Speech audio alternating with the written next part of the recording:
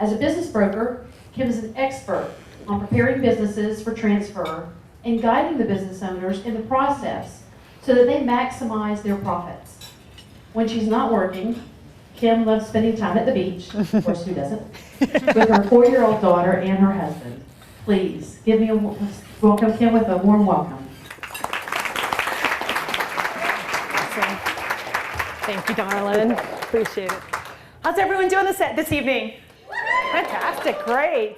Well, I'm excited to be with you, and certainly I appreciate the kind words from Pixie. It's an honor to be speaking with you today. And, you know, as a former business owner myself, and obviously a current business owner with a different type of business, I never thought about an exit. I never thought about a transfer. How many of you, up until today, have never actually considered exiting your business? Seriously. Now, honestly, how many of you just aren't going to raise your hand no matter what I ask? Okay. Well, here's why I say that. As a business owner, when I started my business, I was running a marketing company. I had had 4 jobs in 4 years. And I couldn't get along in the corporate world. I just couldn't make it, so I didn't have a choice but to start my own company. So when I went into starting my own company, I went into it full force. All I knew is I had to figure out how to make an income. I had to figure out how to generate enough revenue to take care of myself and my family, and I never thought about it getting out of that business. That wasn't even an option. It was put your head down, go to work, blood, sweat, tears. I missed numerous family events. I made the sacrifices. I worked the 80, 90, sometimes 100 hours a week, whatever it took. But getting out of the business was never a consideration. And sadly, one day it happened. One day I woke up and I couldn't do it anymore. And I don't know if any of you have ever been in that position to where you can't stomach the idea of doing what you're doing just one more day. And I was starting to get physically ill over it. And I was burnt out. And I had never considered exiting. And so at that point, I had a discussion with my partner, and we looked at the books, and we had advised several other people on selling these kinds of businesses. And we told them, in our ignorance, look at your balance sheet. Your equity is what your business is worth. You know what? I couldn't have been further from the truth. And that ignorance cost me millions of dollars. I walked away from a business that was generating $16 million a year because the balance sheet said it was negative $33,000 equity, and I walked away and took nothing. My ignorance. The sad thing is I advised several others to do the same. So when I came back to the United States and started deciding what am I going to do, where are my assets, where are my strengths, the opportunity of selling businesses was a very curious one. It was fresh in my mind. And as I started to learn what the value of a business was, and understanding that most business owners like me, never thought about what their exit was going to be. So they're not prepared. So I decided at that moment it was not going to happen to anybody else. So I decided I was going to become the expert. I was going to do whatever I could to educate, train, and inform as many other business owners as I could on what the real value is, how to position that value, and how to take advantage of it. So my goal today is to educate you on your business value and help you understand that transfer process. And you choose when you transfer. That's the beauty of all of this. Because the reality we know, let's see if Janet's little machine works. Aha. The beauty is we're going to exit feet first or head first. Right? One way or the other, we're going out of our business. It's going to happen one way or another. The question is it going to be by chance or by choice?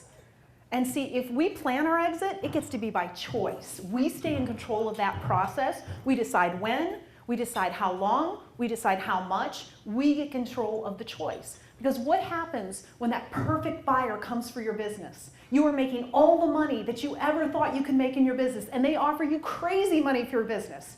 How do you know if you should take it? How do you know if the timing's right? How do you know if the positioning's right? Or how do you know if you should hold on and get a little bit more? You talk to Kim. That's what Carmen says. So I want to help you be able to put in a position to be able to make it a choice and not a chance. And so we're going to start with understanding a little bit about the business transfer cycle. If any of you have studied economics, you'll quickly understand that there are business cycles. And let's just go back about 20 years. From 2000 to 2003, if many of you remember, we were going through a bit of a turbulent time. It was a bit of a recession, actually. And then if any of us remember 2003 to 2004, 5, 6, 7, 8, it was heyday, wasn't it? I mean, any of you remember the real estate was doing over here? I had friends in Palencia that said they would literally start lining up Friday night, and it would be one price at 9 a.m., one price at 11 a.m., one price at 1 o'clock. I mean, the numbers were going through the roof. People had more money than they knew what to do with. It was a heyday. But then what happened?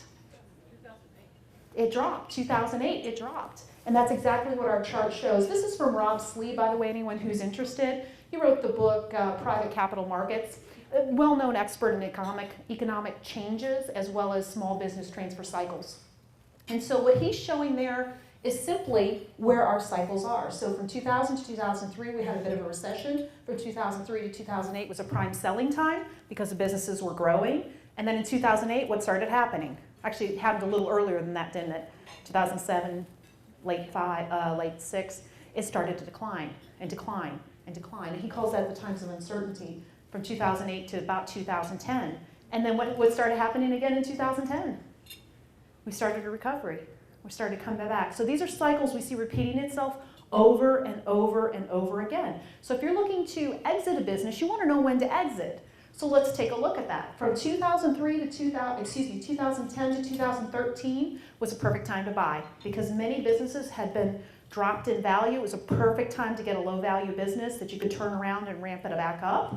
Right now is a perfect time to sell because many of the businesses have recovered, and it's going to stay that way until about 2018. But what do you think is going to happen in 2018? Any guesses? It happens every 10 years.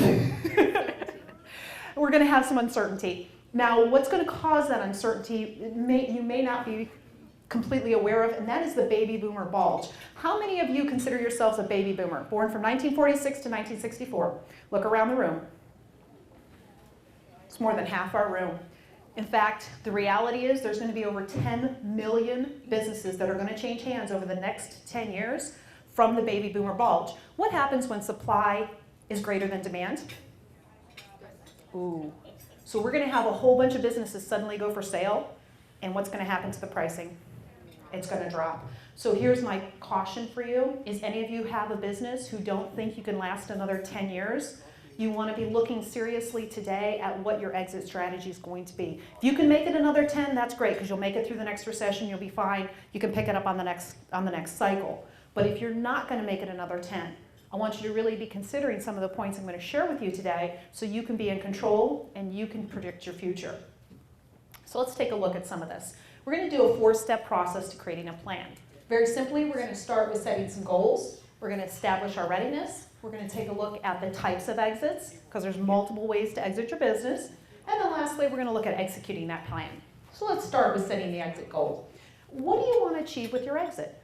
There are multiple ways and goals that you can set. Personally, had I had the choice, I would have wanted financial security. And for many of us, a vast majority of our wealth sits in our business. So if that's your goal, then that's perfect, but that doesn't have to be your goal. You may decide that you want your children to inherit that business. You want business continuity. Or you may decide that you're looking for an orderly transition. What you don't want is the fast sale. You know when you have to sell something fast, what do you normally have to do to it? Drop the price. But sadly with a business, we've had businesses that we couldn't give away. We had a tanning salon that because of poor records, because of mismanagement, because of several other mitigating factors, we couldn't even sell the business for $15,000 when it had over $30,000 worth of equipment. There was no buyer. And so it's very sad when it occurs. So you want to know what you're aiming at first so that you know where we can aim. Does that make sense? It says yes. Yeah. Okay, good. So the first step is setting some goals. Second step is how ready are you? And again, you don't have to be ready today, but this is a plan to help you get to that readiness. Because wouldn't it be better to be ready and not have an opportunity than to have an opportunity and not be ready? The last thing you want is that phone call that says, I want to buy your business for, and you not knowing what your business is worth. You don't want to be in that position. So let's look at mental readiness. Are you ready mentally to exit your business, or are you addicted to your business? Sadly, we find many business owners are addicted to what they do. And it's not that they're running a business, it's that they have a job. And there's something very different in having a job and owning a business. In having a job, you are the business. For example, you're the widget maker. You could be a florist, you could be a painter, you could be a social media person, you could be a website person, you could be any of those types. But you are the business. And that's very difficult to sell or to transition that kind of business because it is you. So you want to be looking at how mentally ready are you to be able to do something if that timing were to happen. Another question you want to ask is, how involved are you with the day-to-day running? And let me take a step back. All of the things that I'm sharing with you, if you were to make these modifications to enhance your business, not only increases the value of your business, increases the transferability of your business, but makes you more money along the way. Is that fair enough? So if you follow some of the guidelines I'm sharing with you today, not only will you make more money in your business, but you will have a more valuable business when you do decide to make that transfer. Is that making some sense? So it's a win-win on all sides. The other item I want you to think about is, what were you going to do? What would you do if you didn't have a business to do? Have you ever thought about that? I go to the Bahamas. Go to the Bahamas? How long would you stay? 6 months, a year, a week? See, I want you to consider, when I work with business owners who are looking to sell their business, one of the biggest barriers we have to overcome is, what are you going to do the day after the sale? You're only going to go on so many vacations. What is life going to be after that sale? And I'll share with you a quick story. My partner, Bill Yankee, he sold his business thinking he was going to retire to Florida and play golf. That lasted how long, Bill? 4 weeks. 4 weeks. And I share that with you because if business owners are goal-oriented people, you set a goal, you set a target, and you want to go for it. But what happens when you don't have a business or anything to go for that goal with? So are you going to be volunteering? Are you going to be setting up a nonprofit? Are you going to be helping your children? What are you going to be doing after that sale? Because unless you can release that business, you're not going to be willing to transfer the business, which means you're going to hold on to it through those cycles we just talked about, and you may get stuck in a recession cycle selling the business or closing the business and not being able to pull the value out that you've put so much time, effort, and energy into. So I want you to consider that. And no matter if you, let me ask this question. Do you know when the best time to plan exiting a business is? Yes. Day you start it. So if you were thinking it is way too early to start planning to exit your business, you're already late. It's never too late to start planning, but it's never too early to start planning, but it certainly can be too late. So I wanted to encourage, when you sell your business, when you exit your business, when you transition out of your business, what does the day after look like? What does the week after look like? What does the month after look like? And I want you to consider that after today is, where are you going? Now I will mention, if you want a copy of this presentation, I'm more than happy to give it to you. Just make sure to drop off your card up front and we'll go ahead and get you a copy. Happy to share the information, the content. Okay, so I want you to consider your mental readiness. Next is your financial readiness. Sadly, oftentimes I get business owners who have worked in their business 10, 15, 20, 25, 30 years. And when I tell them what their business is worth in the marketplace, they're surprised. They're shocked. They can't believe it's only worth that after this many years. The financial portion is just as important as any other component. Imagine if you were an employee. If you had a retirement plan, how often do you think you would check on it to see how it's doing for you? Weekly, monthly, at least quarterly, right? Why not do the same with your business? You got to know what your business is. 84% of business owners have the majority of their wealth in the business. So you want to know what that business is worth, which starts with understanding the value gap. And let me explain what the value gap is. The value gap is what you need to retire on and maintain your lifestyle compared to what you have. And part of what you have, if you're a business owner, is your business. And the only way to find out what the value is not your balance sheet. Let me remind you of that. It is not the equity line on the balance sheet. Right, Mindy?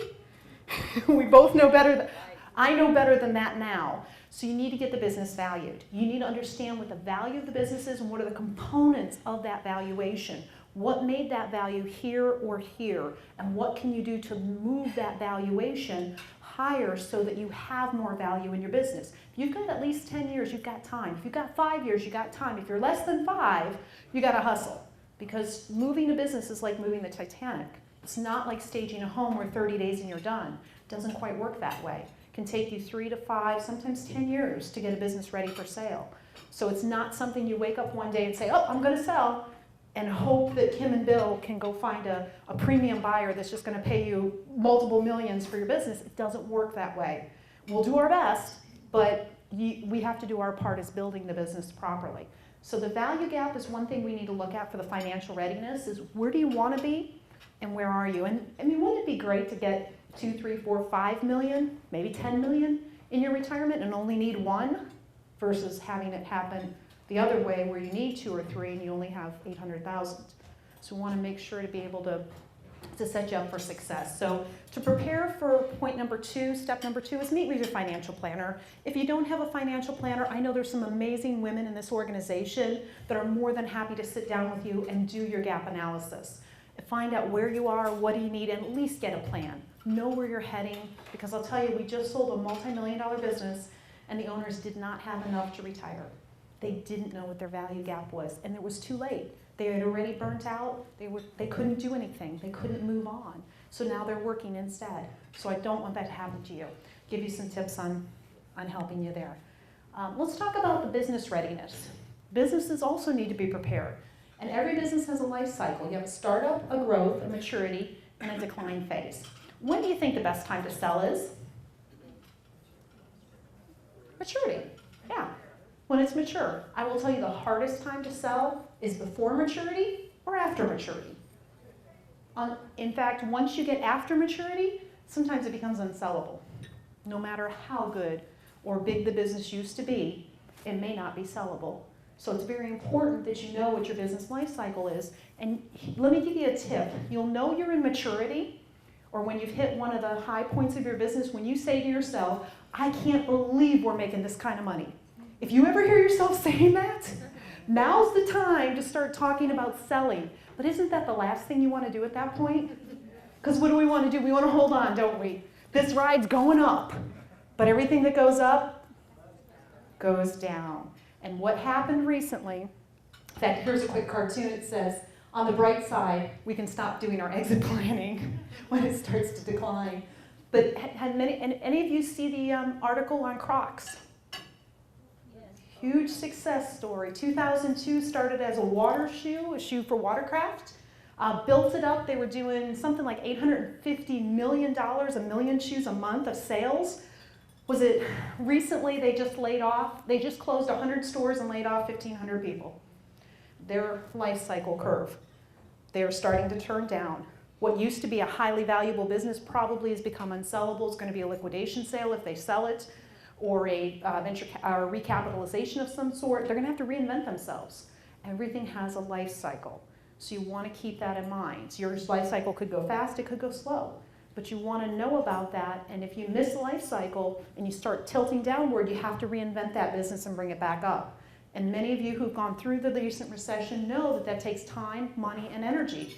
And sometimes if you're at the, an older phase in your life where you don't have that energy, it becomes very hard to rescue that business. So you want to try to hit the timing right when you want to do your transfer. So a couple things here to prepare is review the checklist. In the middle of your table is a checklist. On one side is how to add value to your business, and on the other side is what makes a business slow to sell. Now, just because a business requires a permit or a licensing does not mean it's unsellable. It just means it takes longer to sell, so you have to be more prepared. Does that make sense? So I want you to be cautious. That's not a negative, that it needs a permit such as GC business. Well, we have to go through more buyers or more people to transfer it to in order to make that connection. But that list, feel free to use that list. I'm also happy to provide that list electronically if you want to share it with any of your clients or anybody else. I'm more than happy to give that list out. Feel free to make copies of it. This is really, I want to be able to give you something you can take away today and say, I can work on this. I know what I need to do to help my business become more successful. Of course, one of the other items is get a valuation. If you haven't had your business valued, you need to go through that process as soon as possible so you know what your target is. If you don't know what the target is, how can you get there? If you don't know what your business is worth, how can you grow it into the business that you want it to be? We do those here at Murphy, no problem. There's quite a few valuators here in Jacksonville as well. Make sure you know what your business is worth. And third is clean up your books and records. We recently had a client that went to Ellen Bushnell, actually, after working with another accountant, and we picked up about an extra $90,000 in profit just by having clean books. $90,000 in profit was almost an extra $200,000 to the value of the business. But it was because the books were so poorly done that we couldn't see it. when we did our analysis. So it's important that you have clean books and records. I'm sure either Mindy or any of our other accountants in the room could do an evaluation for you if you needed. But definitely, if you have a question on your books, have a third party look at it. Make sure they're clean. Make sure your books are helping you to run your business, not holding you back. Okay? And step number 3 is decide on your type of exit. Not every business is sellable. I hate to say that. And it's okay if your business isn't sellable. Your exit plan might be win the lottery and walk away. And that's okay. That's okay, because there are some businesses like business brokering, like any of the artists, like an artist. They can't sell their skills. So they maybe liquidate their business as they make the money, liquidate it, and hope they win the lottery or take it with them. There's lots of options. Selling isn't the only. Selling can be one of the more lucrative, and a strategic buyer will often pay you a whole lot more than anybody else out there. So oftentimes that's the one that the savvy business owners like to look at. But there's multiple options. You could definitely do a recapitalization. You can do a gifting to a family member. You could have a management or employee buyout. There's lots of options. But if you plan ahead, you can choose which way your business goes. If you wait for chance, you got to hope that you get what you wanted. Last step 4 is executing the plan. And in executing the plan, you're going to need some advisors. Your tax attorney, estate planner, a business consultant, general business attorney, accountant, financial planner, appraiser, business broker. You're going to need people on your team that are there to support you and to help you determine when is the right time. Am I ready? Am I not ready? And you want to start putting together your team as soon as possible and find the quality people. And let me just give you a couple insights here. Make sure your specialist is a specialist in your area, not a generalist. For example, if you needed heart surgery, would you go to a brain surgeon to have them tell you advice? Probably not. So if you're working with an accountant, make sure the accountant understands business transfers. If you're working with an attorney, make sure they're used to business transfers or accountants. A divorce attorney isn't going to be able to help you with a business contract. Does that make sense? We want to make sure you get the best advice, and oftentimes we have good intending professionals that may not be as qualified in those areas as you want them to be. So as a business owner, choose qualified advisors. Make sure they come highly recommended. Check them out. Make sure that they really can do what you need them to do, and they're going to be a part of your team for moving your business forward. Okay? So we looked at the 4 steps, and in the end we said it's really never too early to begin these types of plannings, but it certainly can be too late. So as we wrap up, more than happy, we have an online sellability test. If anybody is interested, it's about 13 to 15 minutes to take. It'll give you an idea where your business is. That's completely complimentary. We also have a free download on how to transition out of your business. So if there's any interest there, more than happy to provide resources. Certainly consider me your local resource. I'm always happy to answer questions. If you ever have any questions about buying, selling, transitioning, preparing, I'm always here. Feel free to ask me. Fair enough? Transition to any questions? Yeah, we have time for questions. Okay. Yeah. Do you have a second mic, or how are we doing the mics? I'll just. So on your checklist here, I'm just curious about this. We've got a lot of folks in marketing. It says avoid personal branding like Jim Smith's Barbershop. Can you talk a little bit about that and the value of a name and how that brand either goes with or goes away? Yeah. And that's a great point, because there was a big trend back in the 80s and 90s to name things after the owners.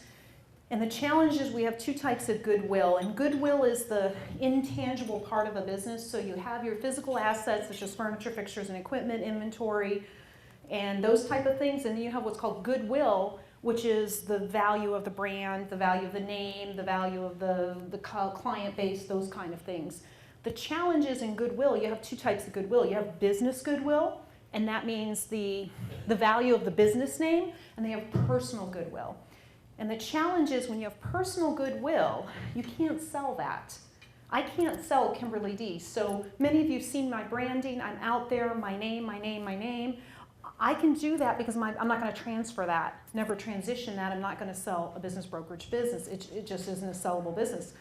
That's the challenge. So if you have a business like Jim's Barbershop, And everyone knows Jim Smith, and Jim, they're coming because of Jim and Jim's relationships, and Jim does this, and Jim's a member of this, and Jim sits on that board. What happens when Jim leaves? What do you think is going to happen to the clients?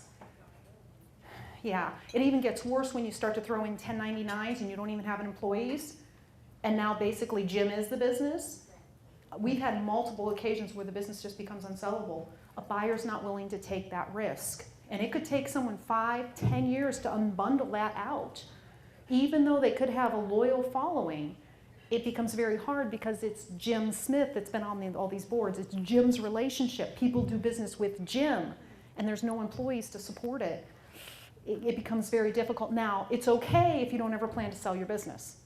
That's no problem. If you're an artist, brand your name all day long. If you're a real estate agent, brand your name all day long. It's okay. But if you own a business that you expect or hope to someday transition out of, you got to stay away from it and debrand as quickly as possible. Use initials, go to a more generic naming, and get yourself out of being the person. It's got to be the business. Otherwise, it becomes very difficult, and you end up devaluing the business is what ends up happening. Does that answer your question? Yeah. Would you say it's an Your sweetheart. sorry. Do you, In the case of a Vera Bradley or Yeah. some big name like that, that would be thinking big and not thinking you're going to go out of business, so it just grows and transitions and evolves to maybe other things. So that wouldn't be the case for a big name, correct? The name isn't the issue. The goodwill is. Okay. The problem is if everyone's used to doing business with Vera Bradley and Vera Bradley suddenly leaves, now you've got this gap. And it can take a long time, anywhere from 2 to 5 years to transition those relationships because you can't sell personal goodwill. You can only sell business. Okay. That's the challenge. So Vera Bradley's fine as long as Vera Bradley isn't answering the phone, as long as Vera Bradley isn't doing the customer service, as long as Vera Bradley isn't the one. And when you have 1099ers around you and you don't have physical employees, the business is the one person, and now you have a difficult time selling that, which means it's very hard to find a buyer because the buyer doesn't want that risk. They're very concerned. Now they put all kinds of, they do earnouts where you're going to have to stay with the business and you only get a percentage of what the business makes every year instead of getting a full cash out. There's all kinds of ways to mitigate risk, but had you named it, VB Designs and had employees isolate you so that when you get ready to sell the business, you're selling the employee base, you're selling the customers and the relationships to those employees and the business versus the relationships to the person. Does that make sense? Yes. Okay. Yes.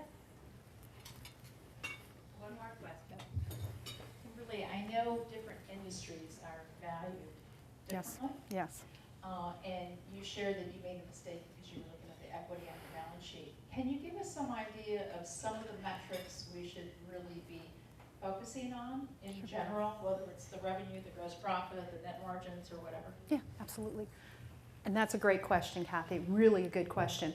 Businesses are typically, and this varies industry to industry, but typically they're going to be valued based on their profitability. That means your bottom line on your P&L, your bottom line on your tax return. Now here's the game. As small business owners, don't we normally want to make that bottom line as small as possible? Here's your challenge though. An average business owner is going to get somewhere in a multiplication between 1 and 3 times their profit after it's been adjusted, and I don't want to get into details about what that means, but after it's been adjusted 1 to 3 times. So let's just say it's 2, 2.5. Let's call it 2.5, which is actually a national average. So you're saving 30 cents on your taxes to lose $2.50 from a buyer. You really have to consider how you're running your business when you know you're going to be exiting it. And so the metrics you want to be looking at is your profit margins.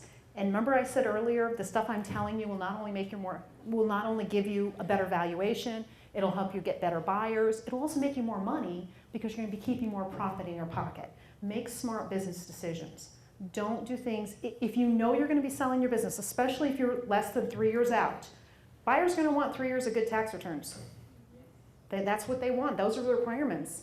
And banks are going to look for at least 3. Some of them want 5, depending on the business trending. So you're going to need 5 years, starting today, 5 years of good tax returns, no cheating the IRS. Because here's what buyers think. If you're willing to cheat the IRS, what are you going to do to me? So don't save the 30 cents. Keep your $2.50 that you're going to get additional from the buyer. Make your profit. Work on profitability. Keep your business systematized. Keep it repeatable. Make sure you've got employees in place that can repeat the process. Don't make the business about you. Make it a business, because that's ultimately what you're going to transition, is the business, not you. Does that answer your question? Okay.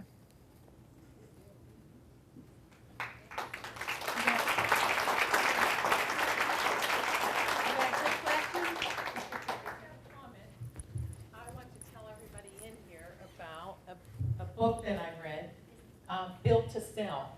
Has anybody read that book? It is a great book. It is about selling your business. It's about Alex and Ted. One's a coach, one's a business owner. It's how he takes his business from worrying about where the money's coming in to selling his business for $5 million. What's really cool about it, you get it on Audible and listen to it in your car. For me, I couldn't wait to get in my car to find out what was happening to him next. It's written as a story. And everything that Kim talked about today is right on, and the book is really awesome, and it's a real easy read. You can get it on Audible, you can get it on your iPad and sync it with your home iPad and your Audible in your car. But I would recommend that if you have a business that you want to sell, and even if not, it just has a lot of really great ideas in it, and I found it to be just fascinating. And what I'd like to do today, because I didn't bring the book, the first person in the room to tell me the anniversary that's coming up on August 4th, the number and what anniversary that is, I'll send you the book. Who said Bonnie? All right. I'll send you the book. I need your card. Thank you. Awesome. One last thing. And one last item to help you stay focused on the money. You've got a $1 million bill for me. On the back is my contact information. If I can ever help you, don't hesitate to reach out. Okay? Thank you so much. Cher would like to present our speaking for us and bring That you is our so wonderful cool. friends. That is gorgeous. Thank you so Thank you, darling. much. Thank you. Where's Pixie? Great job. Thank you, Pixie. Don't leave yet.